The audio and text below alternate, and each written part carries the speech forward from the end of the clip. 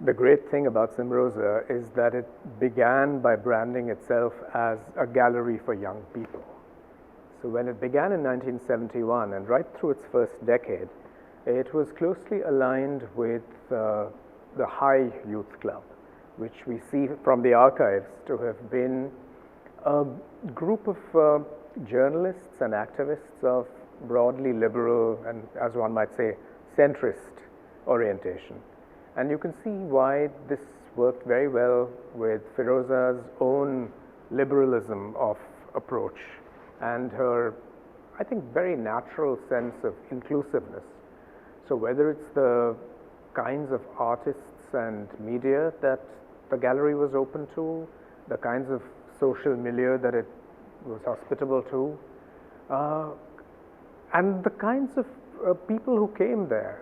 There's very, very clearly a sense that this was meant to be a broad spectrum forum.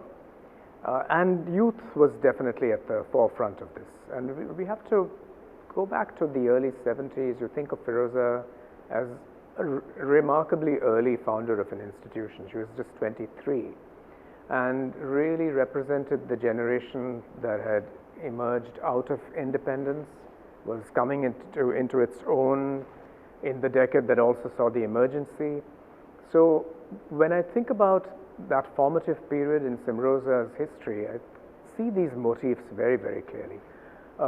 Great curiosity about a variety of practices, a desire to support youth, to articulate the aspirations of younger people and a wider variety of people, and that has continued to this day.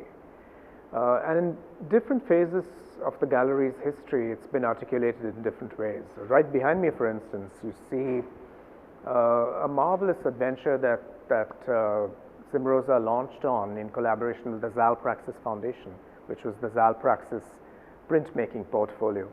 Now, this was in 1990 and 1992, at a time when printmaking was still regarded as somehow not as important, let's say, as the oil painting.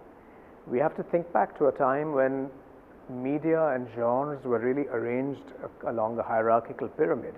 This seems almost absurd today, although that paradigm is still in place. But for Firoza to go out and lend her aura and her support to printmaking as a practice, that was a very special and a very remarkable step. So again, whether it's with youth culture in the 70s, printmaking at a certain point, or reaching out to the Crafts Council, the Crafts Museum, to colleagues in Hazaribagh and in Mithila, and to bring into the ambit of the contemporary work by artists of rural or so-called tribal heritage, all these were very courageous steps. So I would see all this as part of Cymroza's mandate, really. And that comes, it really flows from the very particular commitments and, I have to say, political investments of the founder.